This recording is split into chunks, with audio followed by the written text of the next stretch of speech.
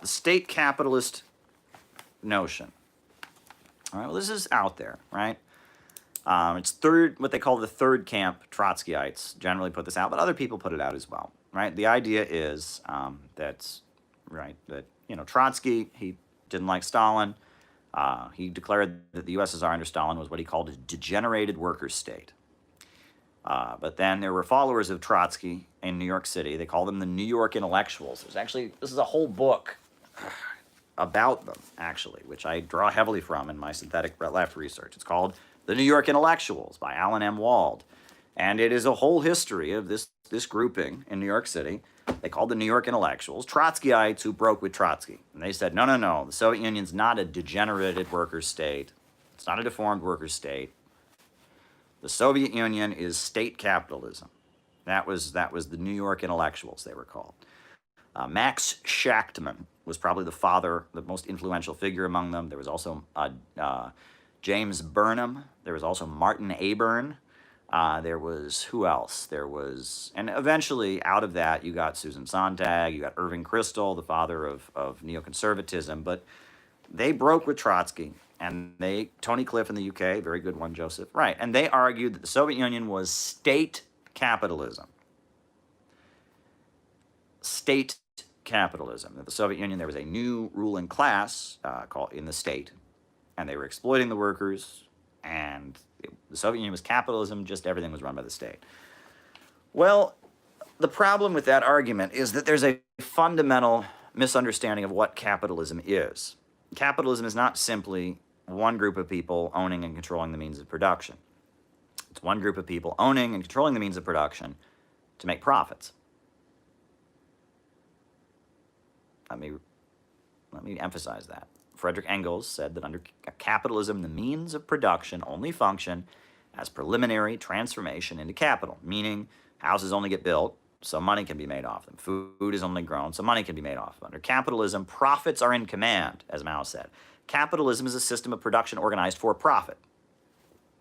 So simply saying that in the Soviet Union, which is true, there was a party elite, there was a party bureaucracy, there was a nomenclatura, or what's the correct word for it? There was a group of people in the party. There were party elites who had bigger houses than other people, had nicer cars than other people. Simply saying that existed does not prove it's capitalist, because capitalism is production organized for profit. Not saying that, there was this group of people who had, disproportionate power and a little more, wealth than other people, right? Soviet bureaucrats, maybe they had bigger houses, maybe they had bigger cars than everybody else, but they weren't, gazillionaires and millionaires and billionaires, right? They lived better than average workers did, no question about it, but their money, their wages came out of the same surplus that everyone's wages came out of, right? That they were bureaucrats. They were not capitalists, right? The capitalist's interest is contrary to the interest of his employees. The lower the worker gets paid, the more money the capitalist makes. The higher the wage of the worker, the less profits the capitalist gets. The capitalist wants to drive the wages of his employees down so that he can maximize his own profits. The worker wants to maximize his own wages, and that cuts into the profits of the capitalist. There is a contrary interest. The capitalist wants to hire as few workers as possible to maximize his own profits. The worker wants to be employed, right? So there are contrary interests there.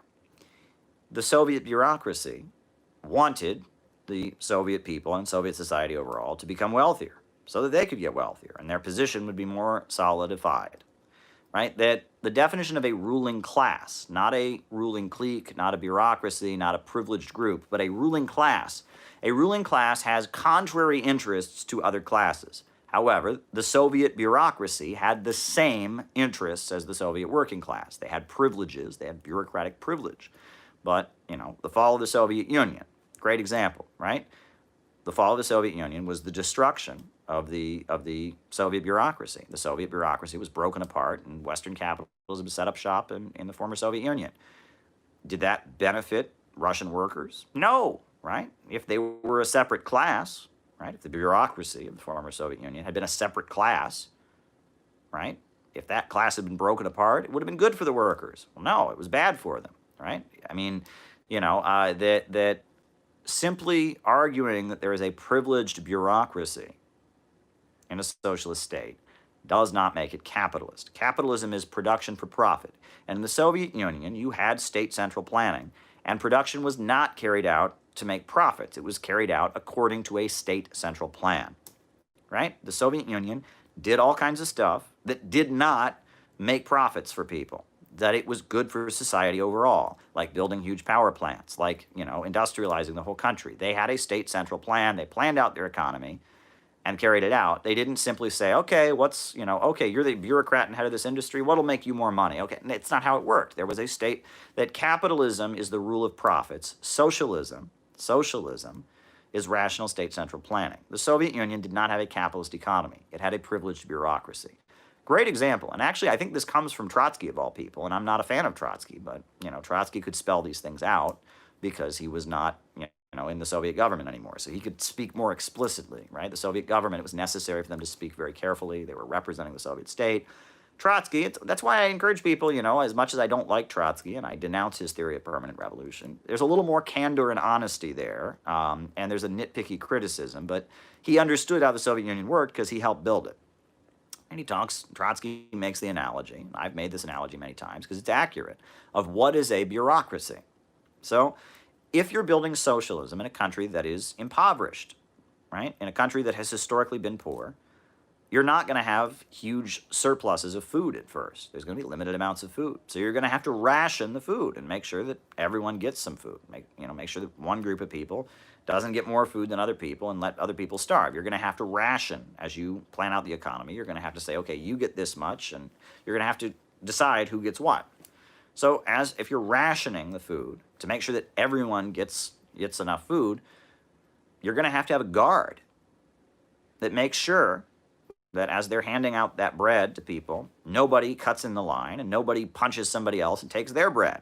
You're going to have a guard, somebody who's the guard who makes sure that the rules are enforced and that everyone gets their ration. But here's the problem. That guard is taking on way more responsibility than everybody else because he is taking on the responsibility of being the guard.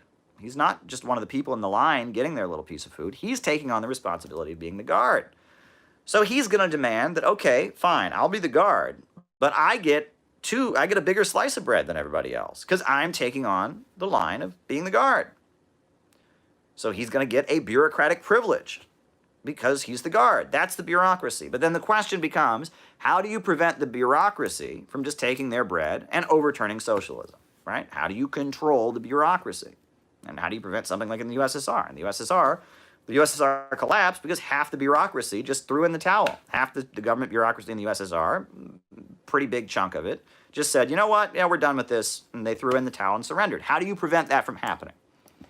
Well, Stalin and the 1930s Soviet Union, the way they prevented it was with a police state and Yezhovshchina. And, they had a secret police, and if you were conspiring or something like that, you disappeared in the middle of the night. There was a police state apparatus. There was a highly politicized secret police that made sure that anyone who seemed like they were going to dismantle socialism or work against socialism was dealt with. That was one way of doing it.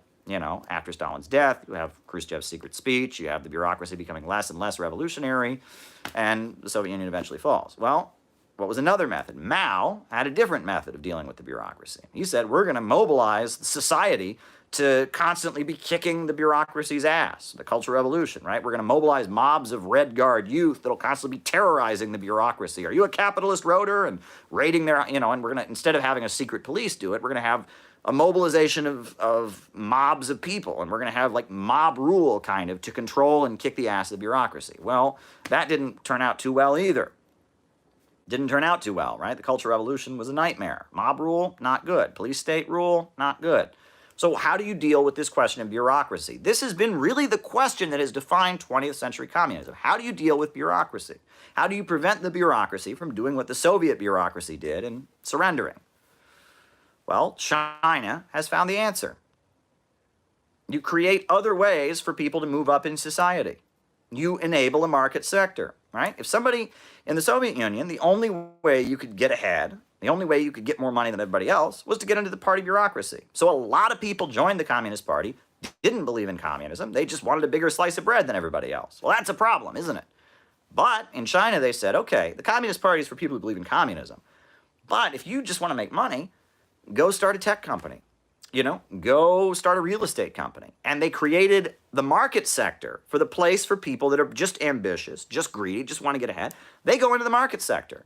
Meanwhile, the Communist Party remains only for people that are committed to communism. So the Communist Party becomes this ideological core, but people that just want to get ahead can go into the market sector, and the party controls the market sector. This is the method through which this problem of bureaucracy has been resolved, right? Is that if the bureaucracy is the only place where people can become wealthy, or the only place where people can, quote unquote, advance in a society, that's where the problem starts. Because, at the time of the fall of the Soviet Union, about half the Soviet Communist Party didn't believe in communism, right? So you have to make an area for social mobility to take place, for people to be ambitious, for people to get ahead in the market sector. So the party is only for people that are committed to the ideology. The party is for people who believe in communism, not for people who want to get rich, right? And President Xi Jinping is cracking down in the party on all kinds of bribery and all that. In China, they've done that, right? If you want to get rich in China, you don't join the Chinese Communist Party, right? If you want to get rich in China, you go into the private sector. The Communist Party is for people who are loyal to the party line. Cuba is adjusting to be more like this, right? North Korea would like to adjust to be more like this. This is a much better method of purifying the bureaucracy. That the police state stuff under Stalin, it worked for a little while. The Cultural Revolution, pretty much a nightmare, right? That ultimately, the way to make sure that the bureaucracy remains true to revolutionary principles is to make sure that it doesn't become the only place where people can advance. And this is what we've learned from communism in the 20th century. And this is the question of bureaucracy. A bureaucracy is not a capitalist class. A bureaucracy is a different kind of entity. Now I know there's people in here agreeing with me, there's people in here disagreeing with me, and that's okay. But this is what I'm explaining to you, right? That the problem of bureaucracy, right, is resolved by having a state sector. When you have an overall state central plan, right? When you have an overall state central plan, when the means of production are controlled by the state, but you allow people to start their own companies and start their own businesses and start their own hotels and their own restaurants and their own little tech startups, but the party controls them, that is a mechanism for making sure you don't have this problem that plagued the Soviet Union of a counter-revolutionary wing of the bureaucracy developing. So I hope that answered the question. But yeah, a bureaucracy is not a class. A class and a bureaucracy are two different things. And that, nomenclature existed in the Soviet Union. It exists in China. It exists in Cuba. Every socialist country is going to have, is it nomenclatura, nomenclature? There's correct terms for it. A new, that's going to exist, right? If you're the head of a state-run, look at it. Look at the United States right now. Do you think Pentagon generals don't make huge salaries? Do you think that the person who's the CEO of PBS, which is a government-funded TV station, it's like, yes, people that do very, very important jobs in state-run economies are going to demand that they get paid a lot for it, because they're harder to replace, and they're taking on a huge responsibility, right? And that's, as long as there is scarcity, and that's what people don't understand. People say, well, bureaucracy should be separate from ambition. But in China, there are billionaires in the party. Well, wouldn't you rather have the billionaires in the party than outside of the party? Wouldn't you rather have billionaires constantly being held accountable to party standards, right? Because the party is held to higher standards of discipline, right, than the population, right? If you're in the party and you get caught taking bribes, you're in way more trouble than an average person is for getting caught taking bribes. I'd rather have billionaires be in the party and be forced to obey the party's discipline than just doing their own thing. I think it's a good thing. But anyway, but the point that I was making, what was the point I was making? Oh, right, is that equality, right? This is the biggest pet peeve of mine. I was taught in school that communism believes that everyone should get paid the exact same wage no matter how hard they work. And then people are like, oh, well, communists want to make everyone equal. Well, look, in the Soviet Union or in China or in Cuba, this guy has a lot more money than everybody else. So therefore, it's not communist. Ah, ha, ha, ha, ha, ha, ha, ha, ha. No, it's not rude. Keep super chatting. I like super chats, right? That's the thing. That's malarkey. No socialist country in the world has had total equality, okay? Equality, everyone getting paid the same wage, is not advocated anywhere in Marx's writings. Nobody in the entire history of the communist movement has said that when we come to power, everyone gets paid the exact same wage. Never. Albania was the only country in socialism that ever came close to that. And even they had 4 different wages, right? Albania, they had 4 pay scales. 4. Okay, so that's very simple, but it's still, they had 4 different pay scales. And the top one and the lower one were definitely not the same. So, you know, the goal is not everyone gets paid the same wage. The goal is to rationally plan out the economy and create vast material abundance so that the need for coercion and the need for a wage system at all starts to fade away. The road to equality is material abundance. The goal of socialism is with a state-run, rationally planned economy, you create vast abundance. Is it because of Red Scare propaganda, the Libertarian Party is good third party over the Green Party? Oh, okay.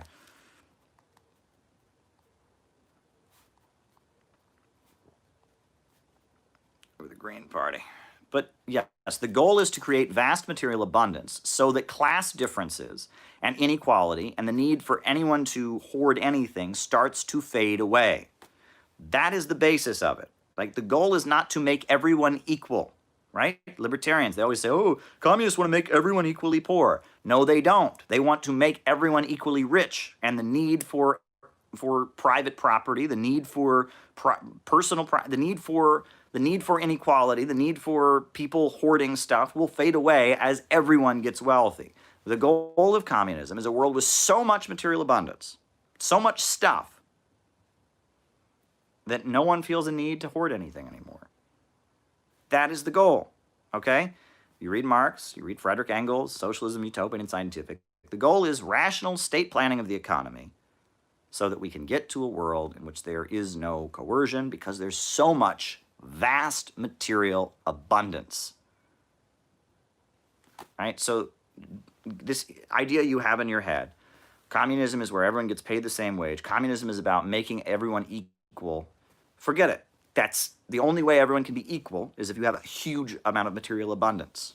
Abundance is what creates that equality, not the government. Okay, you're completely missing it. So people that say the Soviet Union is state capitalist because the bureaucrats had more money than the average worker have no idea what they're talking about. And that's what I've noticed. A lot of times Trotskyism and anarchist distortions. A lot of times it's not based on what communists actually think. It's an internalization of anti-communism.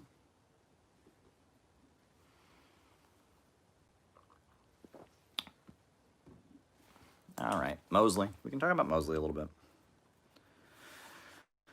Is internalization of anti-communism, right? There was a friend of mine years ago who had another friend. He was a hardline Stalinist, tanky, Marxist-Leninist. And he had a friend who was a Trotskyite. And they were quite friendly. But they realized that probably the biggest disagreement that they had was anti-communism. The Trotskyite, when asked, the question that anyone who believes in socialism or Marx in the United States has to believe is, why in the United States is everyone constantly just really loaded with anti-communism? Why is that? Well, if you asked my friend, who was a ML, who was a tanky, he said, well, that's because of anti-communist propaganda. But according to the Trotskyite, the root cause of anti-communism was reality, was Americans just knew how the Soviet Union was and didn't like it. Well, I'm sorry, Americans don't know how the Soviet Union was, right? I was taught my whole life that everyone in the Soviet Union was poor and starving the entire time. The Soviet Union never accomplished anything. I mean, I'm sorry, but no, Americans don't know anything about communism. Trotskyites believe that Americans looked at the Soviet Union and didn't like what they saw, and that's why they became anti-communists. MLs believe that what Americans believe about the Soviet Union is based on lies. That's a big difference, right? And that, this whole state capitalism thing, right? I was taught in school that the Soviet government wanted to make everyone equal and give everyone the exact same wage no matter how hard they worked. Well, that's not true.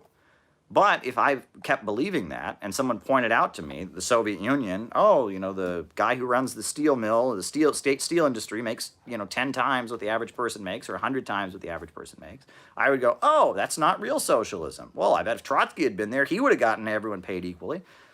That a lot of times anti-communism is rooted purely in not understanding basic facts about what communists believe.